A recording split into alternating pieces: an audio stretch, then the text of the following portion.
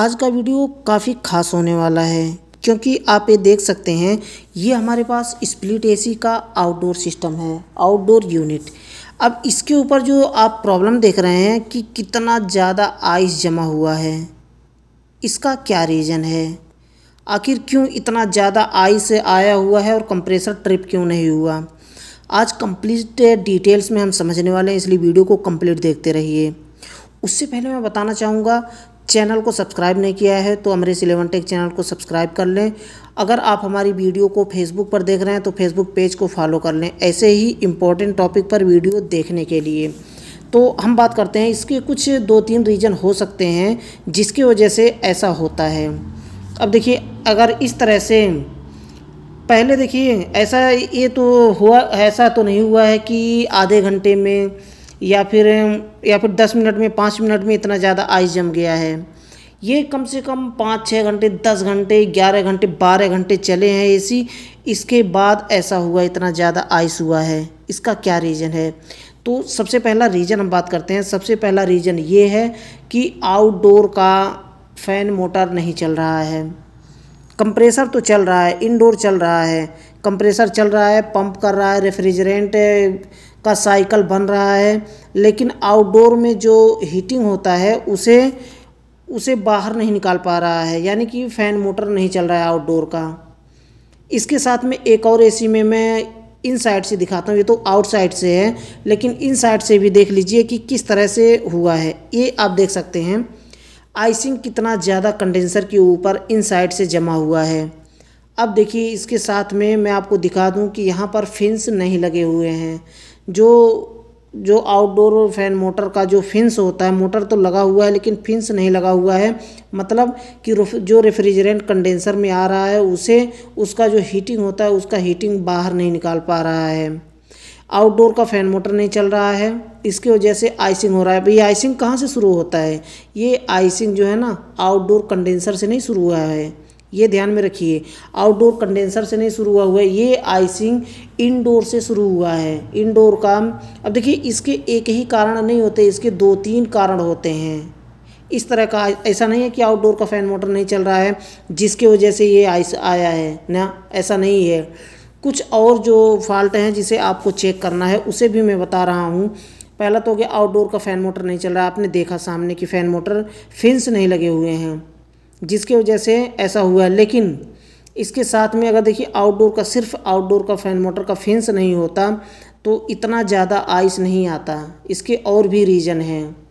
तो अगर आउटडोर का फ़ैन मोटर नहीं चल रहा होता है तो कंप्रेसर हीटअप होकर के थोड़ी देर में बंद हो जाता और इस तरह से आइस नहीं जमता। लेकिन अब अगले रीज़न की हम बात करते हैं। एक तो फ़ैन मोटर आपने देख लिया कि नहीं है, फ़ैन मोटर नहीं चल रहा है। नेक्स्ट है इंडोर में आते हैं। इंडोर में क्या हुआ है कि इंडोर का ब्लोअर नहीं चल रहा है। अगर ब्लोअर नहीं चल रहा होगा तो आइस इतना ज़्यादा ये आउटडोर में जमेगा। स्टार्टिंग इंडोर से होता है, इंडोर की कूलिंग कॉइल पे जमता है, उसके बाद वही सक्शन लाइन पकड़ करके धीरे धीरे बर्फ़ जमते आउटडोर के सक्शन तक आता है, सर्विस वाल तक आता है। उसके बाद सर्विस वाल, उसके बाद भी कंप्रेसर नहीं बंद हुआ, चल रहा है, तो फिर कंप्रेसर के ऊपर धीरे धीरे बर्फ़ जमने लगता है। अब कंप्रेसर के ऊपर जमा, धीरे धीरे पूरे लाइन पर, यानी कि पूरे कंडेंसर पर बर्फ़ जमने लगा। तो इस तरह से जमते इतना ज़्यादा बर्फ़ जम जाता है। इंडोर का ब्लोअर नहीं चल रहा होगा, उसे चेक करें। इंडोर अगर बहुत ज़्यादा गंदा है, कूलिंग कॉइल बहुत ज़्यादा गंदा है, फ़िल्टर बहुत ज़्यादा गंदा है, इतना गंदा है कि थोड़ा भी एयर पास नहीं हो रहा है उससे, तो उसे चेक कर लें। ये हो गया। नेक्स्ट हम बात करते हैं, जितने मेन फॉल्ट हैं उसे मैं बता दे रहा हूँ। एक तो होता है कि इंडोर आपने रिमोट से बंद कर दिया है, इंडोर बंद कर दिया आपने, आपको लग रहा है कि हमारा एसी बंद हो गया, लेकिन उसके बाद भी आउटडोर का कंप्रेसर चल रहा होता है। अगर ऐसा है कि इंडोर आपने बंद कर दिया, आउटडोर का कंप्रेसर चल रहा है, तो ऐसा हो सकता है। कोई ज़रूरी नहीं है कि कंप्रेसर हीटअप होकर के बंद हो जाए। कभी कभी कंप्रेसर बंद नहीं होता, 10-10 घंटे, 12-12 घंटे चलते ही रह जाता है। तो आपने एसी बंद करके चले गए आप, उसके बाद देख रहे हैं कि आउटडोर में ऐसे बर्फ़ जम रहा है, तो इसका मतलब कंप्रेसर चल रहा है। और इनडोर में भी साउंड आता है, जैसे एयर का साउंड आता है, सो सो करके थोड़ी देर में आता है। तो अगर ऐसा हो रहा है तो मतलब इंडोर आपने बंद कर दिया, आउटडोर चल रहा है। उसके लिए क्या ख़राब होता है, उसके लिए फ़ॉल्ट होता है पीसीबी का रिले। पीसीबी में एक रिले लगा होता है, जो कि ऑलरेडी मैं वीडियो बना चुका हूँ इस टॉपिक पर, उसे जा कर के देखिए और सीखिए। उस रिले को चेंज कर देंगे तो फिर उसके बाद जब इंडोर बंद करेंगे तो आउटडोर भी साथ में बंद हो जाएगा। लेकिन अगर वह रिले ख़राब होगा तो इंडोर आप बंद कर देंगे लेकिन आउटडोर बंद नहीं होगा, चलता रहेगा। ये हो गया। अब हम बात करते हैं कि पंपिंग, कंप्रेसर की पंपिंग अगर लॉस होती है, यानी कि कंप्रेसर जो सक्शन खींचना चाहिए वो खींचने के बजाय बैक मारने लगता है, यानी कि पंपिंग उसकी लॉस हो जाती है, डाउन हो जाती है, जो कि रेफ्रिजरेंट को खींच नहीं पाता है। और वहाँ से रेफ्रिजरेंट तो जैसे कि 100% में से 20% रेफ्रिजरेंट खींचता है और 80% रेफ्रिजरेंट वापस फेंक देता है, बैक मार देता है। तो जो बैक मार रहा है वही होता है कि वो उसके बाद सक्शन लाइन पे आइस जमने लगता है। आइस जमते जमते जमते जमते पूरे सिस्टम में आइस जम जाता है। ये कुछ प्रॉब्लम होते हैं जिसे आप बारी बारी से चेक कर लें। अभी जल्दी जल्दी मैं स्पीड में बता दे रहा हूँ। एक्सप्रेस में आउटडोर का फ़ैन मोटर चेक कर लें, आउटडोर का फ़ैन मोटर चल रहा है कि नहीं। इंडोर का ब्लोअर चेक कर लें, ब्लोअर चल रहा है कि नहीं, या फिर स्लो स्पीड में चल रहा हो तो भी ऐसा हो सकता है। उसके बाद कंप्रेसर की पंपिंग चेक कर लें। उसके बाद सिस्टम में रेफ्रिजरेंट चेक कर लें, रेफ्रिजरेंट कंप्लीट है ना, कंप्लीट नहीं है तो उसे कंप्लीट करें। लेकिन हाँ, रेफ्रिजरेंट चेक करने से पहले पूरे आइस को मेल्ट करना होगा।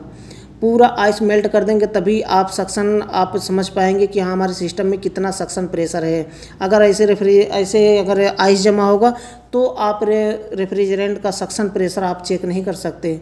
इसको माइंड में बैठा लीजिए एक चीज़। कहीं भी सक्शन लाइन पे, इंडोर के कूलिंग कॉइल पे या फिर डिस्चार्ज लाइन पे कहीं भी आइस जमा है तो उस समय आप सक्शन लाइन में लगा करके आप सक्शन प्रेशर नहीं चेक कर सकते हैं। सक्शन प्रेशर क्लियर बताएगा ही नहीं कि कितना है सक्शन प्रेशर। तो ये कुछ प्रॉब्लम होते हैं। और उसके बाद एक चीज़ और है, कभी कभी सक्शन लाइन पे बहुत ज़्यादा आइस जमता है, लेकिन इस तरह से आउटडोर के कंडेंसर पे नहीं जमता है। लेकिन कुछ सक्शन लाइन और डिस्चार्ज लाइन, जो पतला पाइप होता है वहाँ पे और मोटा पाइप जो होता है उस पर अगर जम रहा है तो फिर आप चेक करें कि इंडोर बंद करने के बाद कहीं ऐसा तो नहीं कि आउटडोर हमारा चल रहा है। तो अगर ऐसा होता है तो पीसीबी की रिपेयर करवाएं। ये कुछ फॉल्ट होते हैं जिससे की वजह से इतना ज़्यादा आइस जमा होता है। मुझे लगता है कि आपको समझ में आ गया होगा। अगर फिर भी कोई क्वेश्चन है, कोई डाउट है तो बेझिझक आप मुझसे कमेंट बॉक्स में पूछ सकते हैं, मैं उसका रिप्लाई देने की कोशिश करूँगा। तो आज के लिए बस इतना ही था। और लास्ट में फिर से बताना चाहूँगा, चैनल को सब्सक्राइब नहीं किया तो चैनल को सब्सक्राइब कर लें। और अगर आप हमारी वीडियो को फेसबुक पर देख रहे हैं तो फेसबुक पेज को फॉलो कर लें, और ताकि ऐसे ही यूजफुल वीडियो आपको नोटिफिकेशन मिल पाए और वीडियो को देख पाएँ। तो आज के लिए बस इतना ही था। अगले वीडियो में फिर जल्दी ही मिलते हैं एक नए टॉपिक के साथ।